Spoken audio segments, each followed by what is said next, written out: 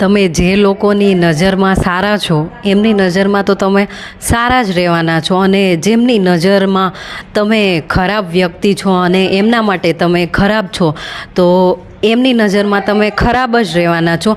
અને એ વ્યક્તિને કે કોઈ પણ જે લોકો છે એમને સારું દેખાડવા માટે આપણે તો બદલાઈ શકીએ છીએ, પણ એમની જે નજર જે ખરાબ થઈ ગયેલી છે એને આપણે બદલી નથી શકતા. તો કહેવાનો ભાવાર્થ એ છે કે કોઈ વ્યક્તિ છે એની જોવાની દ્રષ્ટિ છે એ સારી છે તો આપણે સારા છીએ, અને એ કોઈ પણ વ્યક્તિ છે એની જોવાની દ્રષ્ટિ છે એ ખરાબ છે તો એમની સામે તમે કેટલાય સારા થઈ જાઓ અને ગમે એટલી તમે દુનિયાની સારી સારી વસ્તુ કરી દો, પણ એ વ્યક્તિની નજરમાં તમે ખરાબ જ છો તો એ વ્યક્તિનું તો કંઈ નથી થવાનું, અને એની નજર છે એનું પણ કંઈ થવાનું નથી. એટલે લોકોની વાતોથી તમારે હેરાન પરેશાન થવાની જરૂર નથી.